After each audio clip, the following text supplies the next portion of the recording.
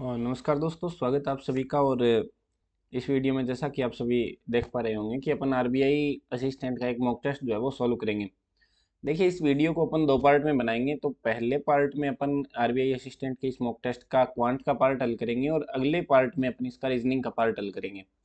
तो देखिए, ज़्यादा टाइम नहीं लगाएंगे और शुरू करेंगे अपने सवालों को। और देखिए, वीडियो को या क्लास को करने का तरीका अगर आप लोग करना चाहें तो इस तरीके से हो सकता है कि वीडियो को आप कोई क्वेश्चन आए तो पॉज करें, उसको सोल्व करें अपने अकॉर्डिंग, और उसके बाद अगर कोई डाउट रहता है या फिर आप देखते हो कि कौन सी अप्रोच से मैंने हल किया है तो आप वो देख सकते हो।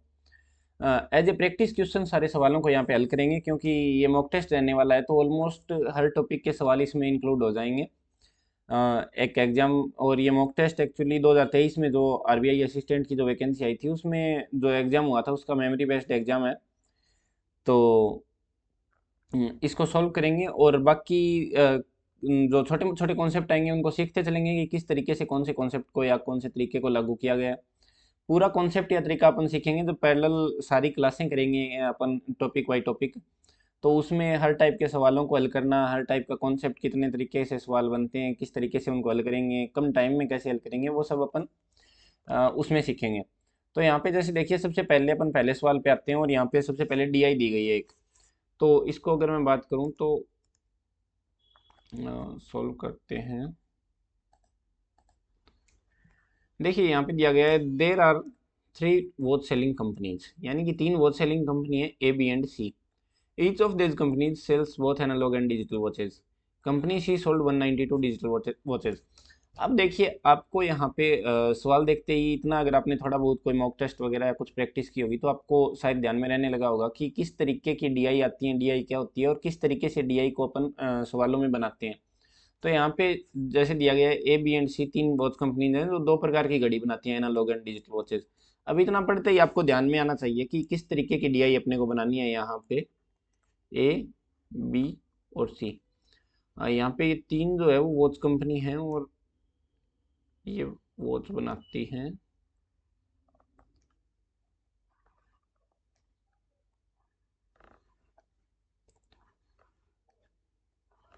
देखिए, एक तो ये बनाती है एनालॉग और दूसरी बनाती है डिजिटल वॉचेज। और यहाँ पे एक कॉलम अपन टोटल वॉचेज जरूर लिख लेंगे, क्योंकि टोटल से रिलेटेड सवाल आते हैं और टोटल अगर साथ ही कैलकुलेट कर लेंगे तो एक तो अपनी कैलकुलेशन सही होने के चांसेस ज़्यादा होते हैं, क्योंकि इस टाइम पे अपन काफ़ी सारे जोड़ना, घटाना, मल्टीप्लाई करना वो सब करते हैं, तो उसी के साथ अपना एक कैलकुलेशन हल हो जाती है, तो बाद में नहीं करनी पड़ती। दूसरा ये है कि बाद में जब कोई सवाल आता है तो अपना टाइम बचता है कि हमें ध्यान में रहता है हम किस चीज़ की कैलकुलेशन कर रहे हैं यहाँ पे डीआई बनाते हुए। तो मेरी जो अप्रोच है वो यही रहती है कि टोटल जो है वो साथ ही निकाल लिया जाए, ये नहीं कि जब सवाल में आएगा उस टाइम पे निकालेंगे। तो देखिए, यहाँ पे company C sold 192 digital watches. अब कंपनी सी ने 192 डिजिटल वॉचेज सोल्ड किए हैं। Analog watches makes up 60% of its total watch sales of company C. यानी कि एनालॉग वॉचेज जो है वो 60% रहेंगी सी की टोटल वॉच की, तो जो डिजिटल वॉच है वो रहेगी 40%। तो यानी कि इनका जो रेशियो रहने वाला है वो 60:40, या फिर यूं कहूँ कि 3:2 रहने वाला है। अब देखिए, दो यूनिट की वैल्यू अगर 192 दी गई है तो एक यूनिट की वैल्यू आएगी 9 और 696। तो यहाँ पे तीन यूनिट की वैल्यू आ जाएगी, यहाँ पे 90, एक यूनिट की वैल्यू 96 आएगी, तो तीन यूनिट की वैल्यू आ जाएगी यहाँ पे 8 और 288। अब यहाँ पे अगर मैं बात करूँ कि टोटल कितनी वॉच सी कंपनी ने सोल्ड किए हैं, तो यहाँ पे 200 और 300, तो यहाँ पे हो जाएगा 480। अब देखिए आगे क्या दिया गया, the total sales of A B and C is in the ratio of 796। यानी कि ये जो टोटल वॉचेज हैं 796 के रेशियो में रहने वाली है। यानी 6 यूनिट का मान दिया गया है 480, तो एक यूनिट का मान आएगा 80। अब देखिए, यहाँ पे टोटल आ जाएगा 7 यूनिट का 560 और 9 यूनिट का आ जाएगा 720। हम इसके बाद दिया गया है company A sells digital and analog watches in the ratio of 5:3। अब देखिए, डिजिटल और एनालॉग वॉचेज का रेशियो 5:3 है ए का, यहाँ पे 5:3 है ए का। तो यहाँ पे अगर मैं बात करूँ कि टोटल 8, अगर मैं बात मानूँ कि 8 यूनिट है, 8 यूनिट की वैल्यू यहाँ पे 560 दी गई है ए की टोटल, तो एक यूनिट की वैल्यू 70 आएगी, तो 5 यूनिट की वैल्यू तो आ जाएगी 350 और 3 यूनिट की वैल्यू आ जाएगी 210। अब देखिए यहाँ पे आगे दिया गया है कि the sum of the analog and digital watches sales of company C equals the number of analog watches sold by company B. यानी सी का जो टोटल रहने वाला है सम 480, वो बी के एनालॉग वॉचेज की सोल्ड जितनी की गई हैं उनके बराबर है। यानी ये 480 आ गया, अब टोटल 720 है और ये यहाँ पे 480 आ गया, तो यहाँ पे 240 जो है वो डिजिटल वॉचेस यहाँ पे सेल की गई हैं कंपनी बी के द्वारा।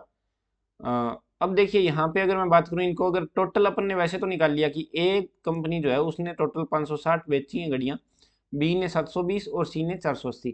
लेकिन अपन इसका एक ये टोटल भी निकाल लेते हैं कि तो टोटल कितनी घड़ियाँ थी, या फिर टोटल एनालॉग और डिजिटल, ये कम से कम अपन निकाल लेते हैं। देखिए इसको अगर मैं ऐड करूँ तो यहाँ पे आ जाएगा 8। अब 8 8 16 और 1 17 का 7 और एक रह जाएगा, फिर 4 4 8 और 1 9, यानी कि 978 एनालॉग वॉचेस तीनों कंपनियों ने मिलकर सेल किए। और अगर इसकी बात करें तो 300 400 500 और एक 600, 600 और यहाँ पे 780 और 2 782, 782 आ गया। यानी टोटल डिजिटल वॉचेज जो हैं वो इतनी सेल की गई हैं और टोटल जो है एनालॉग वॉचेज वो 978 सेल की गई हैं। अब देखिए अब आते हैं सवालों पे। Find out the exact number of analog watches sold by company B. यानी कंपनी बी की एनालॉग वॉचेज का नंबर पूछा है जो कि 480 यहाँ पे दिया गया है, तो ऑप्शन नंबर 4 अपना सही हो जाएगा। जैसे देखिए अगले सवाल है अपना, what percent of company A's total watch sales for analog watches. यानी कंपनी ए की कितनी जो वॉचेज थी वो टोटल वॉचेज का कितना परसेंट थी एनालॉग वॉचेज। यहाँ पे पूछा यह गया है कि 210 जो है वो 560 का कितना प्रतिशत है। जैसे देखिए यहाँ पे अगर मैं बात करूँ कि 210 जो है वो 560 का कितना प्रतिशत है। अगर इसको कैंसिल करेंगे तो ये 0 से 0 कैंसिल हो जाएगा, बाकी 7 से कैंसिल करेंगे तो यहाँ पे 3 आ जाएगा, 8 आ जाएगा। अब देखिए 3/8 जो है वो, अगर आपको परसेंटेज टू फ्रैक्शन अच्छे से ध्यान है तो ये होता है 37.5 के बराबर, परसेंट के बराबर। ये अपन पढ़ेंगे परसेंटेज वाले टॉपिक में, जितने प्रकार के परसेंटेज टू फ्रैक्शन या फ्रैक्शन टू परसेंटेज आते हैं। तो 37.5% का मतलब होता है 3/8। तो यहाँ पे ये आंसर हो जाएगा। बाकी अगर देखिए अगर आप इसको सोल्व करना चाहो तो यहाँ पे 21 जो है वो 56 का कितना प्रतिशत है, एक तरीके से ये कह सकते हैं अपने इस सवाल में। अब अगर मैं कहूं कि यहाँ पे 56 का 10% 5.6 है। अब देखिए 21 लगभग इसका 5 का 4 गुना 20 होता है, लगभग 4 गुना अगर मैं इसका करता हूं तो ये आता है मेरा 20 और 22.4 के समथिंग आता है। अब 21 इससे थोड़ा कम है, यानी इसके 40% से थोड़ा सा कम रहेगा, तो 40% से थोड़ा सा कम अपन यहाँ पे अंदाजा लगा सकते हैं। 37.5% अपना दिया गया है, बाकी इससे भी निकाल सकते हैं और इसको अगर प्रॉपर कैलकुलेट करोगे तो भी 37.5 ही आएगा। जैसे देखिए अगला सवाल है, calculate the total number of analog watches sold across all 3 companies. अब सारी तीनों कंपनियों मिला के एनालॉग वॉचेज टोटल, यानी टोटल 978 की गई हैं। तो ये देखिए टोटल किया हुआ इस तरीके से आ जाता है कि कभी सवाल आता है तो अपने को बाद में नहीं करना पड़ता, तो 978 अपना सही हो जाएगा। जैसे देखिए अगला सवाल, अब आ गया अपना सिंप्लीफिकेशन से रिलेटेड स्पीड मैथ वाले सवाल आ गए हैं। तो यहाँ पे आप पॉज करके इसको हल कर सकते हैं और बाद में अपना आंसर मैच कर सकते हैं। जैसे देखिए कि 15 को 100 से मल्टीप्लाई करेंगे तो 1500, माइनस 800 को 10 से करेंगे तो 8000, प्लस 60 में 6 का भाग देंगे तो यहाँ पे 10 आ जाएगा, बराबर इसको x मान लेते हैं, x इंटू 5। अब देखिए यहाँ पे ये 5 जो है ये यहाँ पे भाग में चला जाएगा, लास्ट में 5 का भाग देंगे। अब पहले इसको हल कर लेते हैं। 1500 घटाएंगे 8000 में से तो यहाँ पे आ जाएगा 6500, और उसमें से फिर 10 घटा देंगे तो यहाँ पे आ जाएगा माइनस का 6490, और इसमें 5 का भाग दे देना है, यानी 5 का भाग देंगे तो यहाँ पे आएगा माइनस का यहाँ पे 1 आएगा, 2 4 9, यहाँ पे 9 और 8, माइनस का 1298 अपना आंसर आ जाएगा, जो कि ऑप्शन नंबर सी सही हो जाएगा। जैसे देखिए अगले सवाल पे, तो आप सोल्व कर सकते हैं, इसको रोक के अपना आंसर मैच कर सकते हैं। बाकी अगर आप देख रहे हैं कैसे सोल्व करेंगे तो देखिए 256 का अगर मैं अंडर रूट करूँ तो यहाँ पे 16 होता है, माइनस 169 का 14 होता है, इंटू अब यहाँ पे 7 और प्लस में 18 को 10 से करेंगे तो यहाँ पे 180 हो ही जाएगा, प्लस 140 माइनस 12, इसको सोल्व करना है। अब देखिए 14 7 यहाँ पे माइनस का 98 आएगा ये। अब देखिए माइनस का 98 और माइनस का 12, ये कितना हो गया, माइनस का 110 हो गया, और प्लस का 140 किसी से भी कैंसिल कर दीजिए, यहाँ पे प्लस का 30 बच जाएगा, प्लस का 30, तो ये हो गया यहाँ पे 210 और 16, यहाँ पे 226 आएगा अपना। अगर मैं बात करूं 226, तो यहाँ पे किसी भी ऑप्शन में 226 नहीं आ रहा है, तो यहाँ पे नन ऑफ दीज अपना आंसर हो जाएगा। जैसे देखिए यहाँ पे 70% ऑफ 200, यानी कि अब देखिए 200 का 70% निकालना, अपन ने जो पीछे एक लिटिल कॉन्सेप्ट किया था उसमें सीखा था कि 200 का 70% निकालना है। तो आप ऐसा कर सकते हो कि 70 का भी 200% निकालोगे, सेम आंसर आएगा। तो 70 का 200% 140 plus 2x is equal to 12% of 5000। अब 5000 का 10% 500, 1% 50। अब 50 को 12 से मल्टीप्लाई करेंगे तो 600 हो जाएगा। अब अपने को x की वैल्यू निकालनी है, तो x की वैल्यू आएगी 600 में से 140 जाएगा, तो यहाँ पे 460/2 यानी कि 230। तो ये अपना आंसर हो जाएगा ऑप्शन नंबर सी। तो इस तरीके से इसी लेवल के सवाल आते हैं आपके आरबीआई असिस्टेंट के एग्जाम में, और कट ऑफ जो है वो थोड़ी सी हाई रहती है क्योंकि सवाल काफी इजी आते हैं। तो देखिए अगले सवाल पे आते हैं। यहाँ पे मान लीजिए कि दिया गया है अगला सवाल अपना 72 इंटू 35। अब देखिए आज सुबह जो अपन ने एक छोटा सा वीडियो मैंने बनाया था, उसमें अपन ने सीखा था कि मल्टीप्लिकेशन को कई बार अपन थोड़ा बहुत चेंज करके इजी बना सकते हैं। जैसे देखिए 72 को 35 से मल्टीप्लाई करना है, इसको मैं ऐसे लिख सकता हूँ कि 36 मल्टीप्लाई बाई 70। अब प्लस 145 को 58 से मल्टीप्लाई करना है, तो इसको मैं लिख सकता हूँ कि 290 को 29 से मल्टीप्लाई करना है। प्लस 65 को 19 से मल्टीप्लाई करना है। अब देखिए 65 को पहले मैं अगर 20 से मल्टीप्लाई करूं, तो 65 को 20 से मल्टीप्लाई करने पे 1300 के राउंड आता है, और मतलब 1300 आता है, और 1300 में से एक बार 65 घटा देंगे तो यहाँ पे 1235। और ये जो आगे माइनस में 324 का रूट है यानी 18, ये इधर प्लस में आ जाएगा, प्लस 18। अब देखिए यहाँ पे अगर इसको सोल्व करता हूँ, 36 को 7 से मल्टीप्लाई करेंगे तो यहाँ पे आएगा 252 और 0। 29 को 29 से मल्टीप्लाई करेंगे तो 841 0, और प्लस 1235 और 18 1253 होता है। अब देखिए यहाँ पे अगर इसको मैं सोल्व करता हूँ तो 8000 और 2000 10,000 और 1000 11,000, 500 और 400 900 और 200 1100, 20 और 10 30 और 53 83। अब देखिए यानी 11,000 12,183 अपना आंसर आ जाएगा, 12,183। अब देखिए यहाँ पे 12,183 किसी भी ऑप्शन में नहीं है, ये 12,813 ये यहाँ पे नहीं होगा अपना ऑप्शन, तो यहाँ पे नन ऑफ दीज अपना आंसर आ जाएगा 12,183। तो इस तरीके से आपको सिंप्लीफिकेशन में भी किस तरीके से स्पीड को इम्प्रूव करना है वो सब भी अपन सीखेंगे धीरे धीरे, और कैसे गेस वर्क किया जाता है वो भी देखेंगे। कुछ सवालों में जैसे अपन गेस वर्क भी कर सकते हैं, तो सीखेंगे हर तरीके के सवालों को, लेकिन वो कॉन्सेप्ट वाली क्लासों में सीखेंगे। इस बार अपन इसमें जो कर रहे हैं वो प्रैक्टिस क्वेश्चन आप समझ सकते हैं, या फिर मेमोरी बेस्ड एग्जाम है जो प्रीवियस ईयर्स के क्वेश्चन पेपर हैं वो कर रहे हैं। जैसे देखिए कि 35% ऑफ 500, अब फिर वही आ गया 35% निकालना है 500 का, तो क्यों ना हम 500% निकाल दें 35 का, यानी 35 को 5 से मल्टीप्लाई कर देंगे तो 30 को करेंगे तो 150, 5 को करेंगे तो यहाँ पे 175 आ जाएगा, प्लस 55% ऑफ 600। अब 55% ऑफ 600 निकालना थोड़ा सा मुश्किल रहेगा, जबकि 55 का 600% निकाल सकते हैं। 55 का अगर 600% निकालेंगे तो ये आ जाएगा 330 बराबर x प्लस 26% ऑफ 800। अब 26% 800 का निकालेंगे, इससे अच्छा है कि 26 का निकाल देते हैं अपन 800%, यानी इसको 8 से गुणा कर देते हैं, तो यहाँ पे आ जाएगा 8 को 20 से करेंगे तो 160 और 48 208, यहाँ पे 208 आ जाएगा। अब अगर इसको अपन हल करेंगे तो यहाँ पे x की वैल्यू निकालेंगे तो देखिए 175 प्लस 330 माइनस 208। अब 330 में से 200 जाएगा तो 130, 8 जाएगा तो 122 और 175 यहाँ पे इसको ऐड कर देंगे तो यहाँ पे आ जाएगा 297। तो ये अपना आंसर हो गया।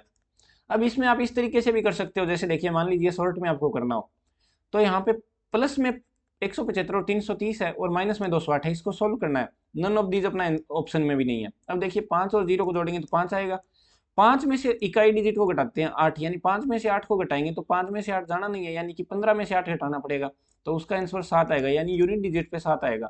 अब केवल एक ही ऑप्शन पे यूनिट डिजिट पे 7 दिख रहा है तो इसको अपन टिक कर सकते हैं। लेकिन यहाँ पे अपन पूरा कॉन्सेप्ट सीखते हुए और कैलकुलेशन करते हुए चल रहे हैं, तो कर रहे हैं सारे सवालों को। जब रियल एग्जाम में आप करते हो या धीरे धीरे अपन सीखेंगे आगे प्रैक्टिस करके किस तरीके से आप सवालों को इजीली कर सकते हो, तो उनको भी देखेंगे। अब जैसे देखिए यहाँ पे दिया गया है कि 550% ऑफ एक्स, मान लीजिए कि यहाँ पे एक्स मान लेते हैं इसको, डिवाइड बाई 110, या फिर इसको थोड़ा सा ऐसे लिख लेता हूँ मैं, मान लो कि यहाँ पे लिख लिया अपन ने upon so into x by 110 plus, अब 250% यानी 250% ऑफ यहाँ पे 300 करना है, यानी कि 250% ऑफ 300 करेंगे। इससे अच्छा अपन, वैसे तो ये भी आसानी रहेगा, बाकी ऐसे कर सकते हैं कि 250 का 300% निकाल देते हैं, यानी ये हो जाएगा 750 divide by 75 is equal to 25। अब देखो ये यहाँ पे तो 10 आना है, प्लस इसको अगर मैं करूँ तो ये 5 कैंसिल हो जाएगा, ये आ जाएगा यहाँ पे 20, यानी कि x की वैल्यू अगर निकालेंगे तो 25 में से 10 जाएगा तो ये 15 आ जाएगा, और गुणा 20 कर देंगे तो यहाँ पे ये 300 आ जाएगा, यानी कि ऑप्शन नंबर 3 अपना सही आंसर हो जाएगा। अब देखिए अगले सवाल पे आते हैं, जैसे what will come in the place of the question mark, यानी कि फिर वही सिंप्लीफिकेशन का ही है। तो सबसे पहले इसको सोल्व करते हैं। देखिए 25 प्लस 68 माइनस 42, अब 68 में से 42 जाएगा तो यहाँ पे बच जाएगा अपना 26, और 25 और 26 51 होता है, प्लस 54 में 9 का भाग देंगे तो 6 को 4 से गुणा करेंगे 24, और ये माइनस का 17 आ जाएगा इधर आके। अब देखिए 24 में से 17 जाएगा तो 7, और 51 और 7 58 होता है, तो यहाँ पे 58 अपना सही आंसर आ जाएगा।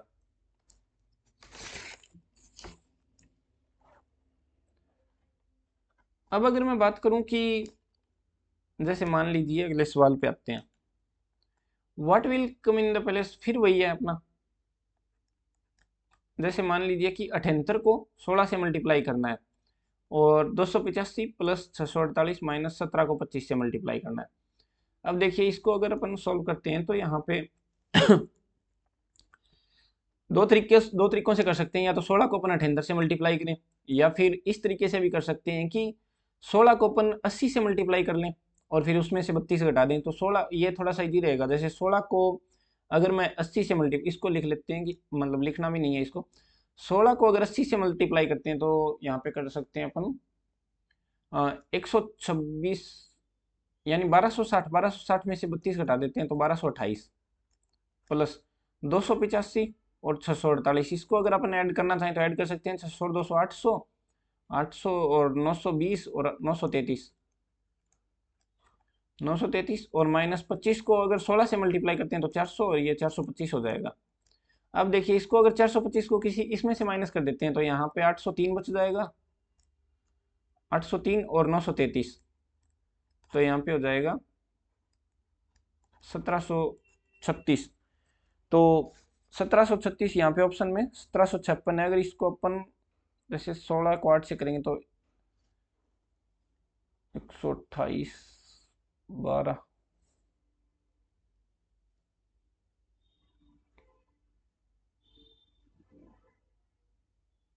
यहाँ पे अगर 16 को पहले 80 से 1280, इसमें से अगर 32 माइनस करते हैं तो यहाँ पे 1248, ये यहाँ पे 1248 आएगा अपना।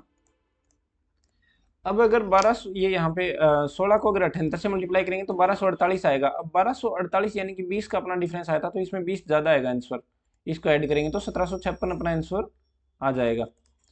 तो अगर कैलकुलेशन में थोड़ी सी भी गलती होती है तो आपका जो सवाल है वो गलत हो सकता है, लेकिन आपको थोड़ा सा ध्यान रखना है। जैसे यहाँ पे हो गया था अपने से, जैसे देखिए 1250 में 25 का भाग देते हैं, यहाँ पे 1250 में 25 का भाग देंगे तो यहाँ पे सबसे पहले आएगा 50, फिर इसको 4 से मल्टीप्लाई करेंगे तो 200, और प्लस 480 में यहाँ पे 60 का भाग देंगे तो 8 आ जाएगा, तो यहाँ पे 208 अपना आंसर आ जाएगा। तो इस तरीके से अपन जो है स्पीड मैथ को हल करेंगे। जैसे मान लीजिए 2025 है, अब 2025 कितने का स्क्वायर होता है, तो ये 45 का होता है, और डिवाइड में 9 करेंगे तो यहाँ पे 5 आ जाएगा, 5 यहाँ पे 5 मल्टीप्लाई बाई 3 ऑफ 15 माइनस 7, 15 में से 7 जाएगा, 8 को 3 से मल्टीप्लाई करेंगे तो 24 प्लस 40, 24 को 5 से मल्टीप्लाई करेंगे तो 120, और 40 160 अपना आंसर आ जाएगा। जैसे देखिए मान लीजिए यहाँ पे 3/2 यानी कि यहाँ पे 6 और ये 24 हो जाएगा। 6 को 4 से मल्टीप्लाई करेंगे 24 और 14 में से 24 जाएगा तो यहाँ पे माइनस का 10 और प्लस का 15 यानी टोटल यहाँ पे प्लस का 5 बच जाएगा ब्रैकेट का, और 36 में से 5 जाएगा तो 31 अपना आंसर आ जाएगा। 31 यानी कि ऑप्शन नंबर 4। जैसे देखिए अगला दिया गया है कि 440 34 को 5 से मल्टीप्लाई करना है। अब 34 को 5 से मल्टीप्लाई करेंगे, इससे अच्छा होगा कि इसके अपन ने सीखा था कि 2 का भाग देंगे 10 से मल्टीप्लाई कर देते हैं। जैसे मान लीजिए कि इसमें 2 का भाग देंगे 17 तो 170 आएगा, और 440 में से 170 जाएगा यानी कि अगर 200 जाता है तो 240 और 30 270 इज इक्वल टू, यहाँ पे ये मेरे हिसाब से क्वेश्चन मार्क का स्क्वायर लिखा हुआ होगा। अगर एक्स स्क्वायर माइनस 91% ऑफ 100 यानी कि 91 ही कर लेते हैं इसको, तो ये अगर इधर ऐड करेंगे तो यहाँ पे आ जाएगा 361 एक्स स्क्वायर। अब कितने का स्क्वायर होता है तो ये 19 का स्क्वायर होता है, तो ये अपना सही आंसर हो जाएगा। जैसे मान लीजिए एक और डीआई दी गई है यहाँ पे, study the table and answer the question given below. Number of accounts open in hundreds यानी डबल जीरो लगाना है आगे। In for share broker in various months, जैसे जनवरी फरवरी मार्च। अब देखिए टोटल यहाँ पे दिया गया नहीं है तो अपन साथ ही टोटल निकाल लेते हैं अपना। जैसे मान लीजिए यहाँ पे 25 और यहाँ पे 25 मान लेते हैं इसको। जैसे 25 और 35 30 40 50 और 60 हो जाएगा। 60 और 60 120 और 5 125 और 150 और 3 153, तो यहाँ पे ये 153 हो जाएगा। जैसे 5 और 5 10 10 और 8 18 और 5 23 का 3 तो 2 बाकी रह जाएगा। और यहाँ पे 2 और 2 4 3 7 और 6 7 और 6 13 और 2 15 यानी 153 आ गया। अब देखिए 22 और 18 20 और 10 30 और 40 40 और 50 60 70 और 100 102। जैसे यहाँ पे 50 और 30 80 80 और 70 150 और 160। जैसे मान लीजिए यहाँ पे 40 और 35 यहाँ पे 40 और 30 70 80 80 और 50 130 और 172। ये टोटल अपन ने A B C D company जो दी गई हैं इनके द्वारा टोटल अकाउंट ओपन किए गए 100 में, वो उनका निकाल लिया। अब जनवरी में टोटल कितने किए गए वो भी निकाल लेते हैं साथ ही। तो यहाँ पे 25 और 35 की अगर मैं बात करूँ तो ये होता है 60 60 और 30 90 और 100 110 और 112। जैसे देखिए यहाँ पे दिया गया है कि 28 और यहाँ पे 42 40 50 60 और 70 70 और 50 120 और 8 और 5 133। यहाँ पे 30 और 30 60 और 40 100 और 50 150 और 12 162। और यहाँ पे अगर मैं बात करूँ तो 60 और 30 90 120 और 50 170 और 180। तो ये अपन ने टोटल निकाल लिया। अब देखिए in which of the following month is the average of the number of open account is the maximum, यानी कि टोटल मैक्सिमम एवरेज कौन से महीने का है। अब इसमें देखिए एवरेज जो है वो हमेशा मैक्सिमम उसी का रहेगा जिस महीने में सबसे ज़्यादा अकाउंट खोले गए हैं, क्योंकि सब में 4 का भाग देंगे तो सब में देने से कोई फर्क नहीं पड़ता। जो मैक्सिमम रहेगा वो मैक्सिमम रहेगा, जो मिनिमम रहेगा वो मिनिमम। अब पूछा है कि कौन से महीने में मैक्सिमम अकाउंट खुले, एक तरीके से यही पूछा है। तो यहाँ पे मैक्सिमम अकाउंट खुले हैं अप्रैल में, तो यहाँ पे अप्रैल में मैक्सिमम अकाउंट खोल दिए। अब जैसे देखिए अगले सवाल पे अपन आते हैं। The number of accounts open in April is approximately what percent more और less than the number of accounts open in February, यानी कि अप्रैल में जितने अकाउंट खुले हैं, अप्रैल में टोटल खुले हैं 180, ये फरवरी में यानी कि 133, इससे कितने परसेंट के अराउंड ज़्यादा है। तो यहाँ पे अगर मैं बात करूँ तो 47 ज़्यादा है, यानी कि 47 133 का कितना प्रतिशत है यही पूछा है। अब इसको अपन थोड़ा सा किस तरीके से हल करेंगे, देखिए जैसे इसका 10% 13 होता है, तो इसका 30% जो है वो हो जाएगा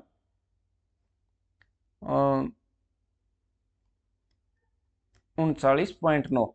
अब देखिए 39.9 से ये लगभग लगभग 7 और ज़्यादा रह गया, लगभग अराउंड 7 के। अब इसका अगर मैं बात करूँ 5%, तो 5% होता है इसका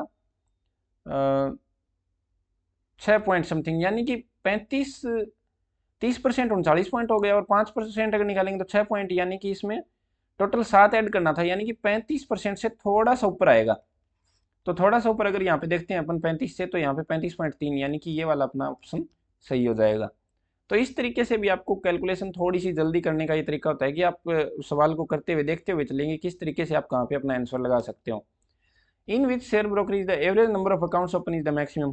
फिर से वही एवरेज नंबर पूछा है, तो जिसमें सबसे ज़्यादा है उसी में एवरेज सबसे ज़्यादा होगा, यानी कि यहाँ पे डी में। अब अगर मैं बात करूँ तो यहाँ पे डी में सबसे ज़्यादा है।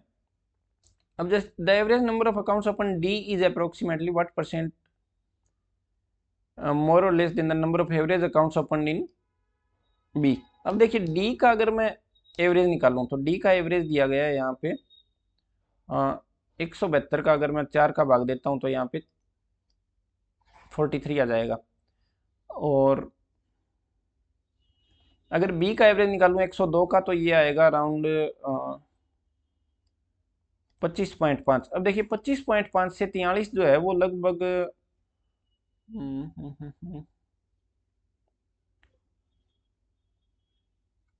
17.5 ज़्यादा है। अब 17.5 जो है वो 25.5 का कितना प्रतिशत है ये पूछा गया है, यानी कि 17.5 जो है वो 25.5 का कितना प्रतिशत है। तो यहाँ पे जैसे देखिए इसको अगर पॉइंट को कैंसिल कर देते हैं, फिर अपन 5 से कैंसिल कर लेते हैं, तो यहाँ पे आ जाएगा 35 और यहाँ पे आ जाएगा 5 यानी कि 51 आ जाएगा। अब देखिए यहाँ पे 51 का 35 कितना प्रतिशत है, तो 51 का लगभग ये 10%, 5.1 होता है। अब इसका अगर मैं 35 निकालना है तो 5 के 7 के मल्टीप्लाई के राउंड है, यानी कि आ जाएगा 35.7 जो है वो इसका 70% है, यानी 70 से थोड़ा सा कम अपना माना जाएगा। 35.7 से थोड़ा सा कम, 35 देखना है अपने को, तो 70 से थोड़ा सा कम परसेंट देखना पड़ेगा अपने को। तो यहाँ पे ऑप्शन में अगर देखेंगे तो 68.62 इसके लगभग जाता हुआ दिख रहा है, तो ये अपना ऑप्शन सही हो जाएगा।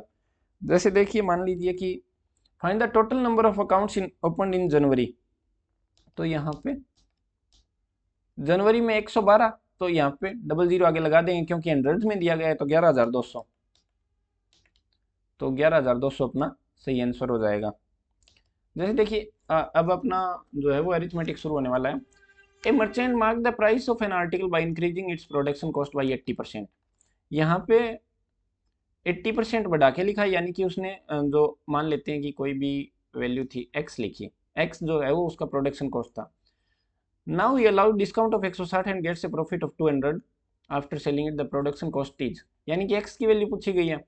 अब देखिए merchant mark the price of an article by increasing its production cost by 80%। अब 80% यानी कि 80% वैसे तो 4/5 होता है, इतना बढ़ा के लिखा इसने। अब 80% बढ़ाया, वो देखिए प्रोडक्शन कॉस्ट था और जितना उसने लिखा मार्केट प्राइस मान लेते हैं, इसके बीच का गैप यहाँ पे दिया गया है कि इसमें से उसने 160 रुपए का तो डिस्काउंट किया। तो ये मान लीजिए कि सेलिंग प्राइस ये था, डिस्काउंट देके इसने यहाँ पे बेचा, and gate A profit of 200, और जो प्रोडक्शन कॉस्ट था उसके बाद भी उसको 200 रुपए का प्रॉफिट हुआ, यानी उसने जितना बढ़ा के लिखा ना वो टोटल 200 और 160 यानी 360 के बराबर था, जो उसने डिस्काउंट दिया और फिर जितने का प्रॉफिट हुआ वो उतने बढ़ा के लिखा हुआ था। अब देखिए उसने 80% जो है वो बढ़ा के लिखा, यानी 4/5x, तो इसकी वैल्यू यहाँ पे 360 दी गई है। अब x की वैल्यू अपने को निकालनी है, तो यहाँ पे 5/4 आ जाएगा, तो 90, तो अपना आंसर आ जाएगा 450। तो 450 अपना आंसर देखिए यहाँ पे नहीं है किसी भी ऑप्शन में, लेकिन अपना आंसर 450 रहेगा। तो एक इसमें यहाँ पे कोई भी टाइपिंग एरर है तो 450 कर सकते हैं इसको, 450 अपना आंसर इसमें रहने वाला है। जैसे देखिए अगला सवाल, a train travelling at the speed of 144 kilometre per hour cross the platform 100 metre long in 30 seconds, find the length of the train. जैसे देखिए मान लीजिए यहाँ पे मीटर प्रति सेकंड में इसको चेंज करेंगे, तो 144 किलोमीटर को मीटर प्रति सेकंड में चेंज करने का होता है कि 5/18 से मल्टीप्लाई कर देंगे, तो यहाँ पे आ जाएगा 40 मीटर पर सेकंड। अब मान लेते हैं ट्रेन की लेंथ x थी और 100 मीटर प्लेटफॉर्म की लेंथ थी, उसको 40 मीटर पर सेकंड की स्पीड से 30 सेकंड में कवर किया गया। अब इस x का मान अपने को निकालना है, यानी कि 40 को 30 से करेंगे तो 1200, और ये 100 को माइनस कर देंगे तो यहाँ पे 1100 मीटर, तो 1100 मीटर यहाँ पे 1.1 किलोमीटर, ये वाला आंसर अपना सही हो जाएगा। तो इस तरीके से अपन कर सकते हैं। और इसको मैंने दोनों की लेंथ को ऐड क्यों किया है या फिर 40 का भाग क्यों दिया है, ये अपन पूरा कॉन्सेप्ट सीखेंगे।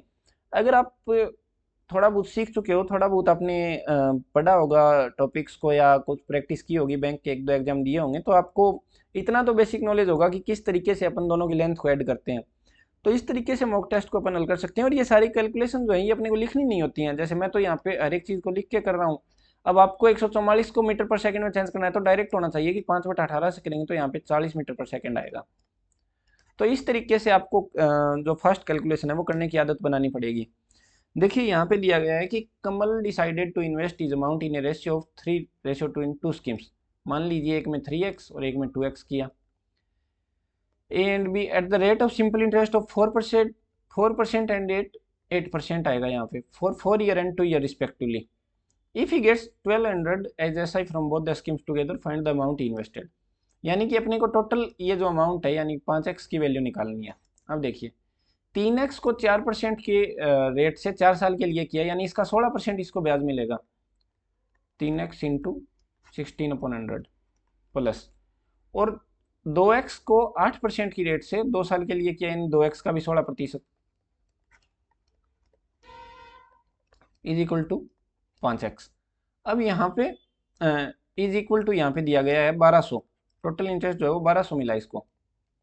अब देखिए यहाँ पे अगर मैं बात करूँ तो 16/100 जो है वो कॉमन आ जाएगा, तो यहाँ पे 5x की वैल्यू रह जाएगी 1200 इंटू 100/16। अब इसको अपने को सॉल्व कर लेना है, यानी कि 1200/16 इंटू 100। इसको सॉल्व कर लेंगे तो यहाँ पे 16 का इसमें 4 से कैंसिल करेंगे 4 आ जाएगा, यहाँ पे 300 आ जाएगा, यहाँ पे 25 आ जाएगा, तो टोटल 7500 अपना आंसर आ गया। 5x की वैल्यू आ गई और 5x की वैल्यू ही अपने को निकालनी थी।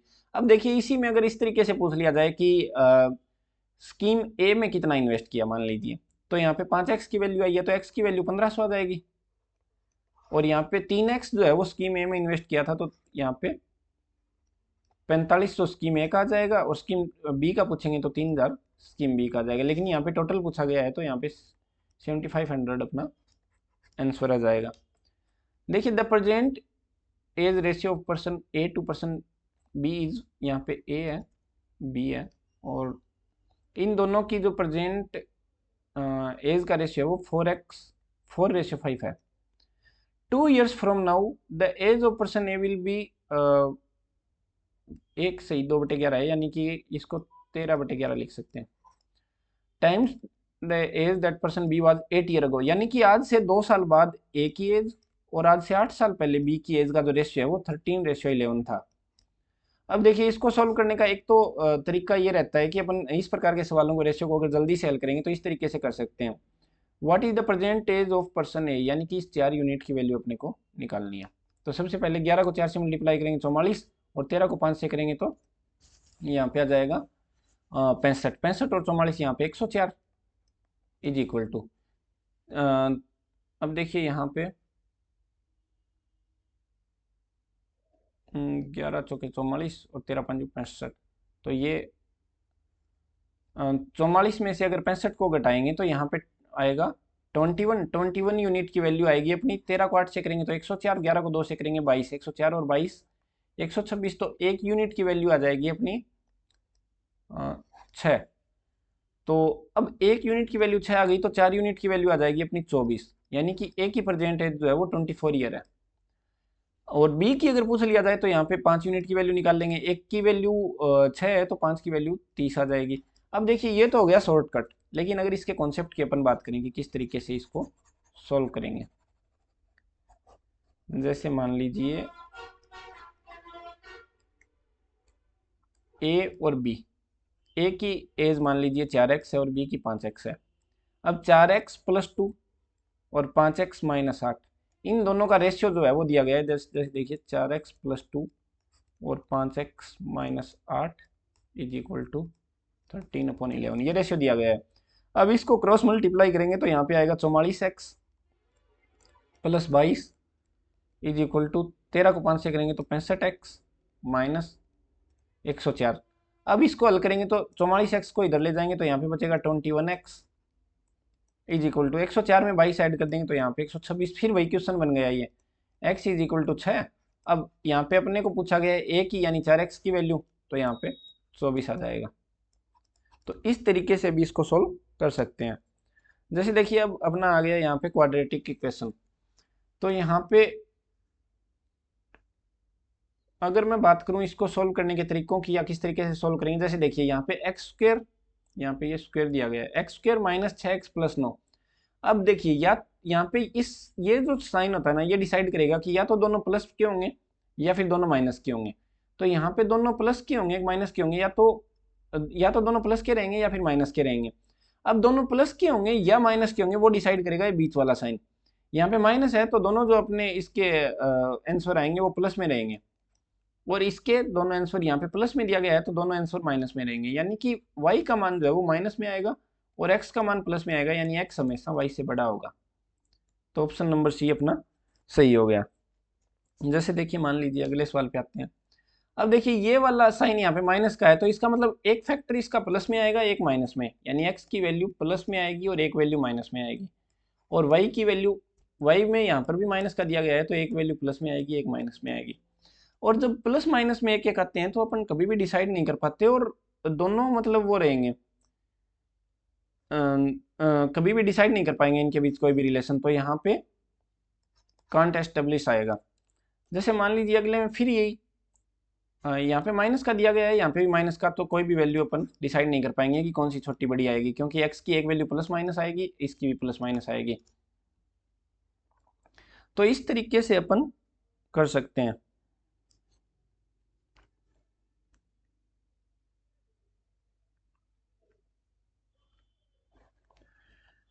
जैसे मान लीजिए अगले सवाल पे आते हैं। तो यहाँ पे लास्ट का साइन जो है वो माइनस का दिया गया है, माइनस का 45, तो एक वैल्यू प्लस की एक माइनस की आएगी, इसमें भी एक वैल्यू प्लस की एक माइनस की आएगी, तो कोई भी रिलेशन अपन यहाँ पे नहीं ढूंढ पाएंगे। जैसे मान लीजिए फिर अगले में, अब देखिए यहाँ पे प्लस है तो या तो दोनों वैल्यू प्लस में आएंगी या माइनस में आएंगी। अब माइनस में आएंगी या प्लस में आएंगी वो डिसाइड करेगा ये वाला चिन्ह। ये अगर माइनस है तो दोनों वैल्यू प्लस आएंगी, ये अगर प्लस है तो दोनों वैल्यू माइनस आएंगी। अब प्लस हमेशा बड़ा रहेगा तो एक्स हमेशा बड़ा रहेगा वाई से, तो एक्स हमेशा बड़ा रहेगा वाई से। अब देखिए अगले सवाल पे आते हैं। The sum of the perimeter of the rectangle and circle is 130 centimetre, यानी कि एक तो अपना सर्किल है और एक अपना रेक्टेंगल है। जैसे यहाँ पे इसकी पेरीमीटर और इसकी पेरीमीटर का जो एडिशन दिया गया है वो 138 सेंटीमीटर दिया गया है। The ratio between the length of the rectangle and the radius of the circle is 10:7, यानी इसकी लेंथ मान लीजिए 10x है और इसकी रेडियस 7x है। If the breadth of the rectangle is 5/14 times the radius of the circle, यानी कि इसका 5/14 टाइम्स यानी 5/2x, then find the area of the rectangle, यानी कि इसके जो पेरीमीटर का एडिशन 138 दिया गया है। अब देखिए इसका पेरीमीटर अगर मैं बात करूं तो 2πr होता है, 2 इंटू 22/7 इंटू 7x, यानी ये हो जाएगा 44x प्लस इसका पेरीमीटर होता है 2 इंटू 10x प्लस 5/2x, यानी कि ये हो जाएगा 25/2x और 2 से 2 कैंसिल हो जाएगा तो प्लस 25x, यानी कि ये हो जाएगा 69x इज इक्वल टू 138। और यहाँ पे अगर x की वैल्यू निकाल लेंगे तो यहाँ पे 2 आ जाएगा, यानी कि x की वैल्यू 2 आ गई। अब देखिए find the area of the rectangle, area होता है लंबाई गुना चौड़ाई। तो यहाँ पे 10x यानी कि x की वैल्यू 2 है तो ये वैल्यू 20 आ जाएगी, और 20 मल्टीप्लाई बाई यहाँ पे x की जगह 2 रखेंगे, 2 से 2 कैंसिल हो जाएगा 5, तो यहाँ पे आ जाएगा 100 सेंटीमीटर स्क्वायर, यानी कि ऑप्शन नंबर बी अपना सही हो गया। देखिए there are 4 consecutive even numbers such that the average of the last and first number is 11, find the difference between the second and third number. अब देखिए इस सवाल को थोड़ा सा घुमा के दिया गया है ताकि अपना थोड़ा टाइम वेस्ट हो, बट अगर आप थोड़ा सा ध्यान से सोचेंगे, जैसे there are 4 consecutive even numbers, 4 लगातार जो है वो सम संख्याएं हैं। अब यहाँ पे पूछा गया है सच that the average of last and the first number is 11, find the difference between the second and the third number. अब देखिए सेकंड और थर्ड के बीच डिफरेंस पूछा है। अब दो लगातार सम संख्याओं के बीच हमेशा ही डिफरेंस 2 का रहता है, जैसे 2, 4, 6, 8, 10, 12, तो 2 लगातार के बीच हमेशा 2-2 का डिफरेंस रहेगा, सम हो या विषम संख्याएं हो। तो वही पूछा है यहाँ पे कितने का डिफरेंस है, तो वो हमेशा ही 2 रहना है, कुछ हल करने की जरूरत है नहीं इसमें। जैसे देखिए मान लीजिए यहाँ पे दिया गया है the monthly salaries of person A and B together amount amount to R S 40,000, यानी कि ए और बी की 40,000 है। A spend 85% of his salary and B spend 95% of his salary. If now their savings are the same then the salary of A की मान लीजिए x है salary, अपने को एक्स की वैल्यू ज्ञात करनी है, तो बी की सैलरी होगी 40,000 माइनस एक्स। अब एक्स की जो सेविंग है ए की, यानी इसकी 85% स्पेंड कर देता है, तो 15%, यानी कि इसका 15% बराबर है इसकी सेविंग के, यानी इसके 5% के, इसके बराबर है। तो x की वैल्यू निकालनी है अपन को, ए की सैलरी, तो 100 से 100 कैंसिल हो जाएगा, 5 से ये 3x, और यहाँ पे x तो 4x बराबर 40,000, तो x की वैल्यू 10,000 आ जाएगी, यानी कि ऑप्शन नंबर फर्स्ट अपना सही हो गया। जैसे मान लीजिए एक और सवाल दिया गया, A B and C complete the work in 25 days. A B C 25 days में करते हैं, and C alone can complete the work in 50 days. यहाँ पे सी जो है वो 50 डेज में कर सकता है। If A B and C started, अब मान लीजिए काम कुछ भी मान लीजिए 50x है मान लीजिए टोटल काम, अब ए बी और सी साथ करते हैं, तो यहाँ पे 2x कर लेते हैं, 2x यूनिट पर डे करते हैं। 25 दिन में 50x काम करते हैं, तो एक दिन में 2x यूनिट करते हैं, और ये 50 दिन में करता है, यानी कि डेली x यूनिट करता है, तो 50 दिन में 50x यूनिट कर लेता है। If A B and C started the work together, यानी कि 2x डेली कर रहे हैं, आफ्टर 20 डेज, यानी कि 40x काम किया इन्होंने, यानी कि 20 दिन तक 2x काम किया, तो टोटल 40x हो गया। 40 days A and be left the work in how many days. अब देखिए, एक तरीका तो ये हो सकता है कि सी जो है ना उसके कंपेयर में डबल काम करते हैं ए एंड बी, तो सी को टाइम हमेशा डबल लगेगा। अब ए और बी ने 20 दिन कर दिया, अब बाकी बचे काम को करने में 5 दिन और लगते हैं, क्योंकि टोटल 25 दिन लगते हैं। अब ए बी सी को अगर 5 दिन लगते हैं, तो सी को ऑब्वियसली 10 दिन लगेंगे, क्योंकि ये इसकी कैपेसिटी जो है वो ए बी सी की सी के कंपेयर में डबल है, तो सी को टाइम डबल लगेगा। तो यहाँ पे इनको 5 दिन और लगते हैं, तो सी को 10 दिन लग जाएंगे। लेकिन अगर पूरा सॉल्व करके अपन हल करेंगे, तो यहाँ पे ये 40x काम हो गया, अब काम बचा 10x। सी डेली x काम करता है, तो यहाँ पे टोटल दिन लग जाएंगे उसको 10 डेज। तो इस तरीके से अपन इसको कर सकते हैं। जैसे देखिए, distance covered by Ujjwal in 4 our is 28 kilometre, यानी कि इसकी स्पीड है उज्ज्वल की 7 किलोमीटर प्रति घंटा, अगेंस्ट द स्ट्रीम, यानी स्ट्रीम के अगेंस्ट में। और इसको मैं ऐसे दिखा देता हूँ कि स्ट्रीम के अगेंस्ट में है, और with stream 50 kilometre in 2 hours, यानी विद स्ट्रीम 25 किलोमीटर प्रति घंटा है। How much time Ujjwal will take to cover 35 kilometre in still water. अब उज्ज्वल की स्पीड निकालनी है अपने को स्टील वाटर में, तो इन दोनों को ऐड करेंगे और 2 का भाग दे देंगे, 25 और 7 32, यानी कि 16 किलोमीटर प्रति घंटा आएगी, और 32 किलोमीटर करने में तो 2 घंटे लग जाएंगे। तो इस तरीके से अपन इसको सोल्व कर सकते हैं। जैसे देखिए, the ratio of investment of A and B is 5:6, A और बी 5:6 है, and that of B and C 3:7, यानी कि बी और सी का 3:7 करना है, तो बी की अगर 6 वैल्यू तो इसकी 14 कर लेते हैं। A B and C invested for 12 months 10 months and 10 months respectively, यानी कि ये 12 10 10। At the end of the year the profit share of A is 1740, यानी ए का जो प्रॉफिट शेयर है वो 1740 है। Find the profit share of C, यानी कि यहाँ पे ये 2 2 इसको अगर कैंसिल करेंगे तो यहाँ पे आ जाएगा 6, और इसको कैंसिल करेंगे तो यहाँ पे 3 3 और 7, यानी 3:7 में इनका प्रॉफिट जाएगा। अब 3 यूनिट की वैल्यू दी गई है 1740, तो 1 यूनिट की वैल्यू आ जाएगी यहाँ पे 580। अब पूछा गया है कि find the profit share of C, यानी 7 यूनिट की वैल्यू पूछी गई है, तो इसको मल्टीप्लाई करेंगे तो यहाँ पे 6 आएगा, और यहाँ पे 41 आएगा, यानी 4160। तो ये अपना आंसर हो गया। तो यहाँ पे अपना मॉक टेस्ट जो है वो कंप्लीट होता है, और 35 क्वेश्चन अपन ने जो मेमोरी बेस्ड एग्जाम था ये 2023 के एग्जाम में आए थे वो सॉल्व कर लिए हैं, और आगे वाले पार्ट में रीजनिंग के 35 क्वेश्चन करेंगे, और फिर अपन करेंगे टॉपिक शुरू 1 बाय 1, सारे टॉपिक को कवर करेंगे और सबसे रिलेटेड काफ़ी सारे क्वेश्चन करेंगे। तो तब तक के लिए आप पढ़ते रहिए, और इसकी PDF मैं प्रोवाइड करवा दूंगा अपने व्हाट्सएप चैनल पे और टेलीग्राम चैनल पे, आप वहाँ से इसको प्रैक्टिस के लिए देख सकते हैं।